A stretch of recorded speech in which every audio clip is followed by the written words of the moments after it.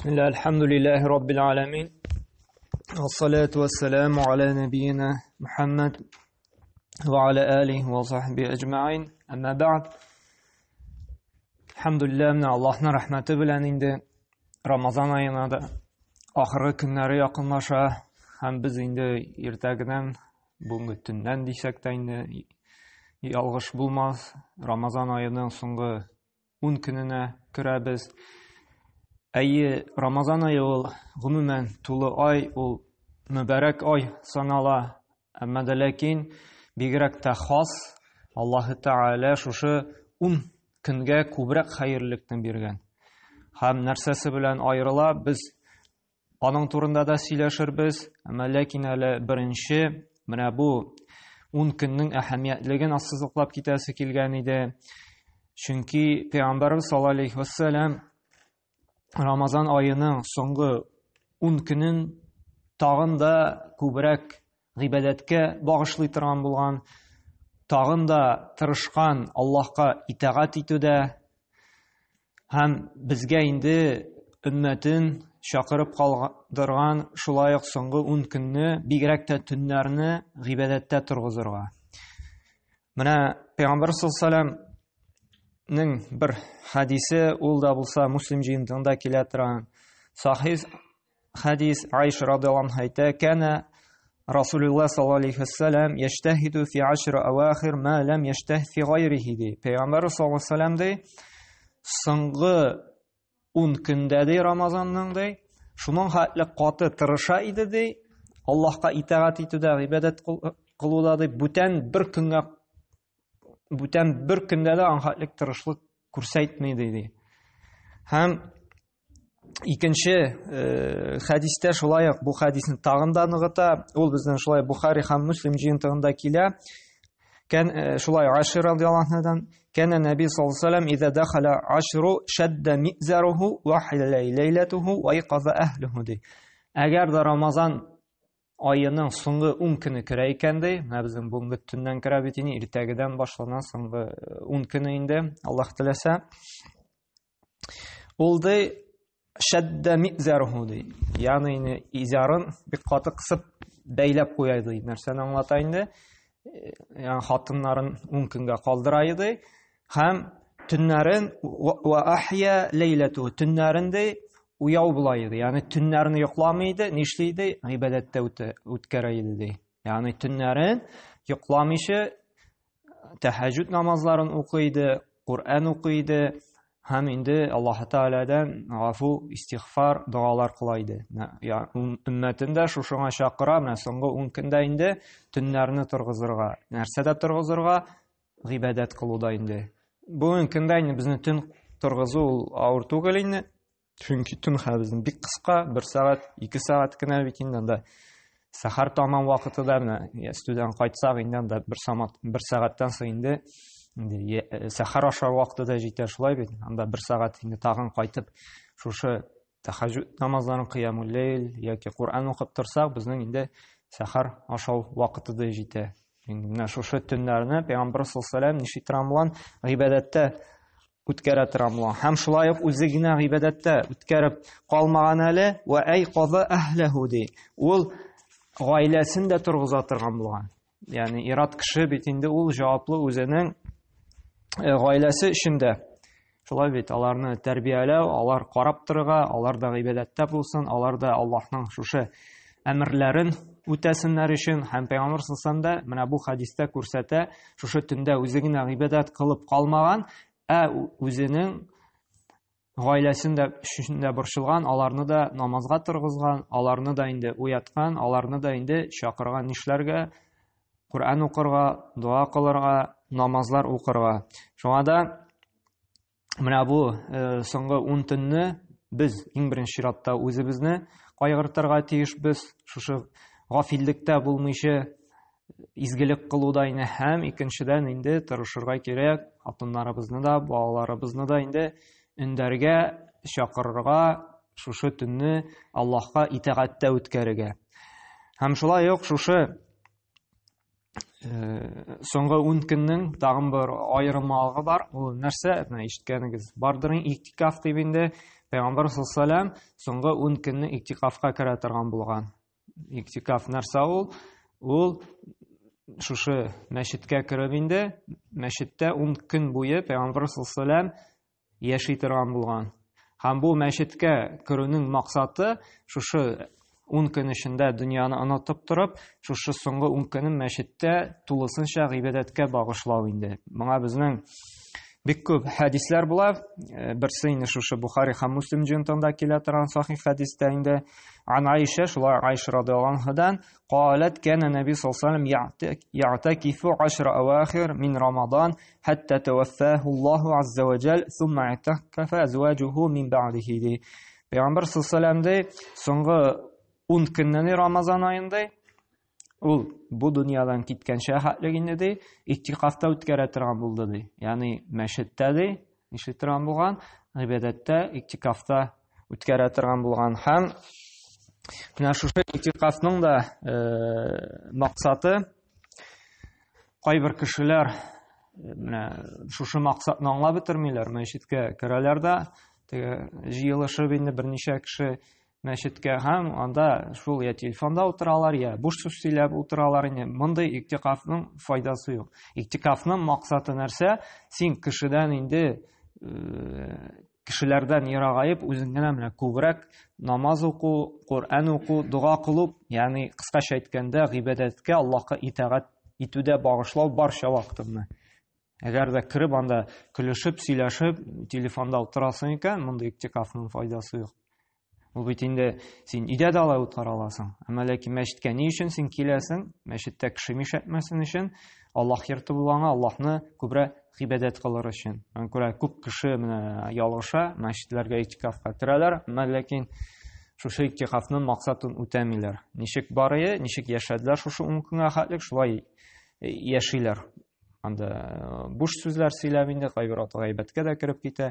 Шуңа күрә кем иктикафка керә икән, ул инде бөтен вакытын багышларга тиеш гыйбадәткә генә. Әйе, рөхсәт ителә, мубах, рөхсәт ителгән дөньяви мәсьәләләрне шишергә. Анда кайбер инде. Әмма дә ләкин менә шушы чиктән атмышы калган шушы соңгы 10 көнне тырышырга кирәк гыйбадәттә үткәрергә. Һәм шушы ни өчен соңгы 10 көндә соң Пәйгамбер саллаллаху алейхи ва саллям иктикафка керә торган булган, ни өчен шушы соңгы 10 көнне гыйбадәттә үткәрә торган булган, калган айлардан аермалы буларак. Монда бер сер бар, ул сердә түгел инде, икенче әйткәндә, ул кадер кичә яшерелгән, шушы 10 көндә. Моның төгәл көне юк, төгәл билгеләнгән көне юк. Әйе, кайберләре әйтә 27-сенә күп вакытта туры килә дип инде, әмма ләкин бу 100% 27-сенә туры килә дигән сүз түгел. Әйе, бар, кайбер хәдисләр күп вакытта 27-сенә туры килә дип, әмма ләкин бу әле төп түгел. Моны Аллаһ Тәгалә бу көнне яшергән. Ни өчен яшергән? Аның яшыру хикмәте нәрсәдә? Аллаһ Тәгалә әгәр дә безгә билгеләп куйган булсак, шушы көнне кадер кичә дип, кеше шушы көнне генә гыйбадәттә үткәрер иде, иктикафка керер иде, калган көнне инде ул тагын гыйбадәттән ерагайып, үзенең дөнья мәшәкатьләренә чумыр иде. Аллаһ Тәгалә яшергән шушы соңгы 10 көнне гыйбадәттә үткәрсен өчен. Һәм менә бу соңгы 10 көннең кайсы көннәрендә буласында Аллаһ Тәгалә билгеләгән. Кадер кичен. Без аның хәзер дәлилләрен алып китербез. Башта әле без шушы көнне билгеләгәнче әйтербез, нинди кичсенең кадер киче. Иң беренче кадер киче ул елда булган бар төннәрнең дә иң хәерлесе. Без беләбез инде, иң хәерле ай ул Рамазан ае, бүтән айлардан фазиләтле буларак, һәм Рамазан аенда яшерелгән бер төн ул бүтән төннән дә иң хәерлесе. Ни өчен дигәндә, чөнки бу төн өчен аерым Аллаһ Тәгалә сүрә иңдерде. Кадер сүрәсе инде. Шушы төндә безнең 1 еллык тәкъдиребез языла. Әйе, безнең гомумән тормыш тәкъдире язылган, һәм Лаһул Махфуздан 1 еллык тәкъдиребез алып, шушы бу дөнья күгенә төшә. Шушы кадер кичендә. Һәм шушы кичтә кылына торган гыйбадәт аның фазилаты 30,000 төннән дә өстенрәк, хәерлерәк була. Чөнки менә Аллаһ Субханаһу ва Тәгалә әйтә: "Инна анзалнаху фи ләйләтил кадр" ди. Без дә Куръанны да Кадр кичендә иңдердек ди. Ягъни Куръан иңгән менә шушы мөбарәк 1000 айдан да хәерле булган Кадр кичендә. Һәм нәрсә ди? "Ва ма адрака ма ләйләтул кадр", сиңа нәрсә белдерде шушы Кадр кичендә? Ләйләтул кадри хайрун мин альфи шәһр. Бу төндә 1000 айдан да хәерлерәк, өстенрәк ди. 1000 ай дигән сүз 1000 айда 30 төн бар. Булаймы? Ягъни менә шушы бер төнне без гыйбадәттә үткәрә алабыз икән. Димәк, без 30,000 төн гыйбадәт кылган шикелле булабыз. Һәм шулай ук әгәр дә без аны еллар белән санасак, галимнәр әйтәләр, 83 ел буе гыйбадәт кылган булырбыз. Әгәр дә шушы бер төн ул якынча санаганда шушы 1000 ай ул 83 елга туры килә. Әгәр дә без бер төнне, фақат бер төнне генә үткәрә алсак, менә шушы Кадр киченә туры килсә, без 83 ел буе шушы гыйбадәт кылган кебек әҗер савап алачакбыз. Безгә менә шушы фазиләткә, шушы форсатка ирешер өчен мусульман кешесе 83 ел буе итагатьтә, гыйбадәттә үткәрергә тиеш. Әмма ләкин 83 ел буе гел көне-төн гыйбадәттә үткәреп булмый, шулай бит. Анда эшлисе дә бар, төрле авыртып та китәсең, анда сәфәргә чыккан вакытлар, ягъни гыйбадәтләр өзелеп торган, кимегән чираклар була. Төрле гызырлар сәбәпле. Шулай бит инде. Кайбер ялкауланып китәсең, кайбер вакыт иманың заифләнә. Һәм гыйбадәтне әзрәк салкын айтасың. Ә менә 83 ел буе бер туктаусыз гел гыйбадәттә үткәрү, ул бик авыр. Һәм ул в области фантастики дисәк була инде, почти нереально инде. Шулай бит. Ә монда шундый форсат бирә Аллаһ Тәгалә. Әгәр дә шул төнгә ләгеп без гыйбадәттә үткәрәбез икән, шушы бер төнне без 83 ел гыйбадәт кылуны каплый безнең. Әгәр дә без аны төнне саклый алсак. Һәм шушы мөбарәк төндә тагын нишли? Тәнәззәлүл мәлаикату ва руху фиһа биизни раббихим мин кулли амр. Һәм шушы төннәдә фәрештәләр төшәләр ди. Ә без беләбез инде, фәрештәләр төшә кай вакытта гына? Шушындый мөбарәк Аллаһның әмере белән генә. Һәм алар төшәләр шушы гыйбадәттә үткәргән кешеләргә бәрәкәт, рәхмәт теләп. Ягъни дуа кылып. Раббым бер Аллаһ, шушы үзеңә гыйбадәт кылган кулларыңа рәхимле булсаң иде, гөнаһларыңны ярлыкласаң иде, аларның гомеренә, тормышына бәрәкәт бирсәң иде дип. Әгәр дә без шушы форсатны ычкындырасыбыз килми икән, менә бу төнне безгә тырышырга кирәк гыйбадәттә үткәрергә. Шул вакытта фәрештәләрнең шушы дуаларына, безгә рәхмәт кылуларына, безгә бәрәкәт иңдерүләренә, сорауларына хасил булачакбыз. Һәм шулай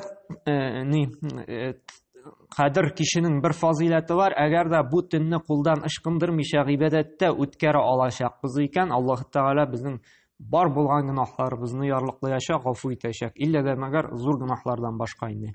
Зур гөнаһларыбыздан да арынасабыз, пакланасыбыз, чистарынасабыз килсә, ул вакытта безгә тәүбәгә килергә кирәк. Моңа дәлил булып тора инде Бухари җыентыгындагы сахих хадис, Пәйгамбәр саллаллаху алейһи ва саллям әйтте: "Мен кама ләйләтәл кадри иманан ва ихтисабан, гуфира лаху ма тaqaddama min zanbihi" диде. Кемдә кемди Кадр төнендә иман белән, ягъни Аллаһ Тәгаләгә чынлап торып, инанып, ышанып, ва ихтисабан, һәм шушы Кадр көндә кылган әҗр савапны өмет итеп намазда, гыйбадәттә үткәрә икән ди, Аллаһ Тәгалә шушы көнгә хәтлек кылган барча гөнаһларын гафу итә ди. Ләкин монда инде әгәр дә барча дип зур гөнаһларында кертелүен телибез икән, зур гөнаһлардан да арынуын, бу вакытта инде безгә тәүбә дә кылырга кирәк. Ягъни шушы зур гөнаһлардан калдырып тәүбәгә килергә. Әгәр дә кеше зур гөнаһлы була икән, зур гөнаһлар кылып йөри икән, әгәр дә зур гөнаһларны бу көнгә хәтлек кылды, аннан соң да инде шушы төннән соң да кылуны дәвам итә икән, бу хәтта бу фазиләткә ирешми. Чөнки менә нинди генә хәдис, аят килмәсен, гафу итәм, кичерәм дип, зур гөнаһлардан тәүбә кылып, ул зур гөнаһларны калдырырга кирәк. Бу турыда инде без бик күп сөйләштек, шуңа күрә ул турыда инде без сөйләшеп тормыйбыз. Һәм әйткән идек, кадер кише яшерелгән дип, шулаймы? Әмма ләкин Пәйгамбәр саллаллаһу алейһи безгә кайбер аның билгеләрен әзрәк ачып, бәян кылып калдырды. Мәсәлән, так көннәрдә була диде, кадер кише. Ул Бухари җыентыгында килә торган сахих хадистә Пәйгамбәр саллаллаһу алейһи ва сәллям әйтте: "Тахарру лейлата кадри фи ашр авахир мин Рамадан." ди. Сез ди шушы кадер кишендә соңгы 10 көнендә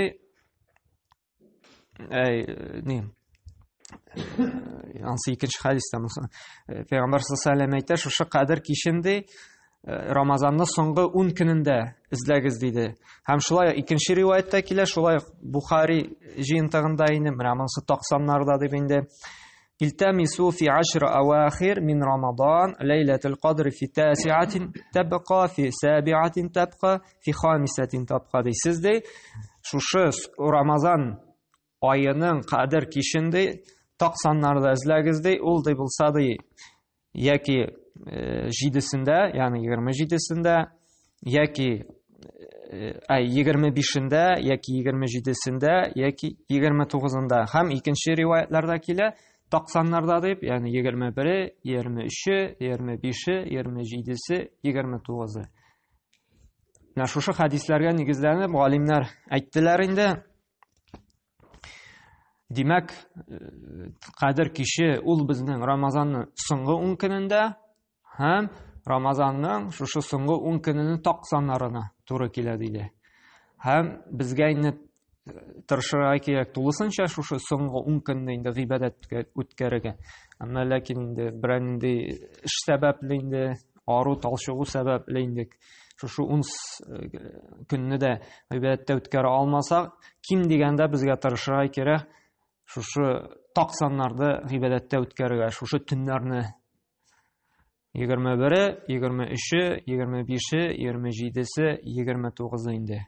Шушы төнге намазлар белән укып, менә мәчеттә укыйбыз икән, кайткансын дәвам итик, шушы төнге намазларны укуну инде намаз укып арды икән, утырып Кур'ан укыйк, инде Кур'ан укып та ардыгы икән, инде истигъфарлар сырыйк, астагфирулла, астагфирулла, астагфирулла дип инде дуга сырыйк Аллаһтан, күтәреп кулларны, кул күтәрергә дә көчебез калмый икән. Булай гына булса да, кул күтәрмичә булса да сырыйк инде. Һәм тагын бер аерым бер дугасы бар. Шулай Айша радhiyallahu anha әйтелә, Пәйгамбәр саллаллаһу алейһи ва сәлләмнән сорагач, ул Ибн Маҗа җыентыгында килә, Айша радhiyallahu anha әйтә: "Калат я Расулулла, арайта ин вафaqtu лейлатул кадр ма ад'у ди, эй Расулулла, эй Аллаһның илчесе ди, шушы кадер кишенә ирешсәк ди, нинди дуга кылыйк ди." Һәм Пәйгамбәр саллаллаһу алейһи ва сәлләм нәрсә ди? Тaqulina әйтти: "Аллаһумма иннака афун тухиббул афва фa'фу анни." Аллаһумма, эй Раббым ди, иннака дөрестлектә син ди, афуун, ягъни гафу итүче ди. Тухиббу, ягъни гафу итүне яратасың ди. Фa'фу анни, һәм мине гафу итсәң инде ди. Менә бу дугада безнең гөнаһларыбызга гафу сорау, ярлыклау сорый торган дугаларның берсе булып тора инде. Һәм безгә менә әгәр дә намаз укырга, Кур'ан укырга, куллар күтәреп дугалар кылырга көчебез калмаса, ким дигәндә утырыпмы, ятыпмы шушы дуганы кылып торырга кирәк. Әгәр дә шушы дуганы гына кылып ятсак та, без шушындый фазиләткә ирешә алачакбыз. Аллаһ Тәгалә безнең гөнаһларны ярлыклап һәм шушы 83 ел буе 30 мең төн без шушы дуаны кылган кебек әҗер савапка ирешәбез. Шуңа күрә менә гафиллектә булмыйча, бу санаулы гына көннәр. Менә моңа да инде гафил булмаска, әгәр дә 20 көнен Рамазанның гафиллектә үткәргән булсак инде, әзме күпме анда дөньяви мәшәкатьләр белән һәм санаулы көннәр калды, шушы 10 көнне булса да безгә форсатны ычкындырмаска иде. Менә бу күреп тора инде менә бу вакытның тизлеге, шулай бит әле качан гына Рамазан аена кергән идек, инде Рамазан инде бетергә тора. Бу шулай кыямәт көнендә бер билгесе, ничек Пәйгамбәр саллаллаһу алейһи ва сәллям әйтте, кыямәт көне җитер алдыннан да bir yıl vaqt bir ay kebek үтәрде, bir ay vaqt bir atna kebek үтәрде, bir atna vaqt bir kun kebek үтәрде, bir kun bir saat үтәрде, bir saat инде bir minut kebek үтәрде. Менә бүген көндә дә без менә шушыны күрәбез, вакыт бик тиз үтә. Шулай бит, әле тагын бер кабатлы инде Рамазан аена шатланып кына кергән идек. Менә мөбарәк ай керде дип изгелек кыла торган ай. Инде Рамазан айда бетергә тора инде. Бу шулай күңелне төшерә.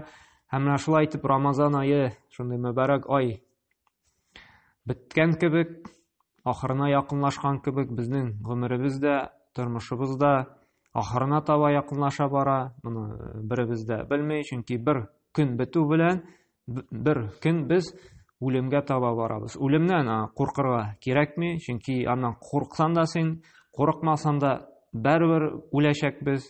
Шулай бит, кайбер кеше бит үлем турыга сөйләргә ярамый, үлем турын сөйләрсәң үлемне якын айтасың дип син сөйлисеңме, сөйләмисеңме, тәкъдирдә язылган, шул гомерне бәрбер яшәячәксең син. Аллаһ Тәгаләнең тәкъдиреннән узып бер нәрсә дә булмый, әмма ләкин син сөйләсәң дә, сөйләмәсәң дә үлем барчабызга да киләчәк, әмма ләкин ул нинди халәттә килә. Менә шунысы өчен борчылырга кирәк безгә. Теге хuraфатлар белән сөйләмим дип түгел, шынлап торып, менә үзеңә ачыктан ачык сорау биреп, менә Рамазан ае үтте, менә мин шушы Рамазанда Аллаһ белән очрашуга барсам, менә бүген үлеп китсәм, шушы Рамазан аенда Аллаһ каршына басып, мин үземне гафу итәрдәй, Аллаһның рәхмәтенә ирешерлек изгелекләр кылып хәстәрләдемме? Икенче безнең халыгында әйтмешли, капчыгыңны изгелекләр белән тутыра алдыңмы? Шулай бит, күп вакытта без ул капчыкны тутырабыз гынахлар белән. Шулаймы? Кешене алдалап, гайбәт сөйләп, кешене тикшереп, кешене сүгеп, кеше белән бәхәсләшеп.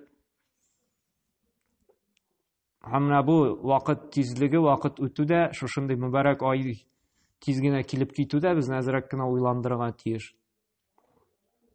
Дөньяви мәсьәләдә без узак итеп басып та тора алабыз, шулай бит, чиратларында да торабыз, акча алыр өчен анда йөрибез дә, изгелек кылуда, Аллаһка якынаюга без 30 минутта басып тора алмыйбыз. Безнең инде хәлебез, көчебез бетә, көне буе без берәнне мал өчен йөрергә мөмкинбез, җәннәткә керер өчен без ярты сәгатьтә басып тора алмыйбыз. Без анда карьерный роста үсер өчен әллә нинди китаплар укып чыгабыз, күбрәк хезмәт хакы алыр өчен. Шулаймы? Рамазан аенда, елга бер кирә торган мөбарәк айда без Куранны укып чыгарга көчебез җитми. Менә бу хакыйкать, бу һәрберебезгә үзебезгә сорау биреп, үзебезне тикшерергә кирәк. Бу берсе дә кешене тикшерер өчен, кешене яманлар өчен түгел, бу һәрберебезне үзебезгә хисапка тотыр өчен. Хаклыкта без нәрсәгә омтылабыз, нәрсә телибез. Гомер үтә, гынах эшләп тә үтә, намаз укысаң да үтә, укымасаң да үтә, ураза тотсаң да үтә, ураза тотмасаң да үтә, ул үтә бәрбер. Әмма дә ләкин менә ничек үтеп һәм Аллаһ каршына ничек басабыз, менә шу турында безгә уйланырга кирәк. Менә бу соңгы 10 көндә булса да безгә тырышып калырга кирәк. Чөнки күренә, теге кайбер кешегә карарга кирәк, менә үзебезгә дә карарга, үзебезне хисапларга кирәк. Рамазан аеның 20 көне бит инде гел гыйбадәт үтмәде бит инде, шулай бит инде. Гел Кур'ан да укылмады, гел дуа да кылынмады, гел садака да бирелмәде. Менә шуларны искә төшереп кара, ләй 20 көндә бит инде булдыра алмадым. Менә все җитте дип, шушы 10 көнне тырышыйк, булдыра алганча күбрәк садакалар биреп, булдыра алганча күбрәк Qur'an укып, булдыра алганча күбрәк зикр тәсбихләр әйтеп, булдыра алганча күбрәк дугалар кылып, булдыра алганча күбрәк инде намазлар укып, монда гына укып кайтып нитәргә кирәкми, шикләнергә. Әлхәмдүлиллаһ, кайткач та вакыт була, тырышык, өйдә дә укырга, басып укый алмый икән, ул нәфил намаз. Нәфил намазны утырып укырга да рөхсәт ителә. Утырып укыйк. Утырып укырга да артык икән инде. Кабатлыйм инде тагы ятып зикрләрне, тәсбихләрне, дугаларны кылыйк. Аңа күрә тырышыйк, Аллаһ каршына шушы мүбарәк айны да гыйбадәттә үткәрергә, чөнки куркыта торган хадис бар. Пәйгамбәр саллаллаһу алейһи ва сәлләм әйтте, сахих хадисендә, кеше Рамазан айына ирешеп тә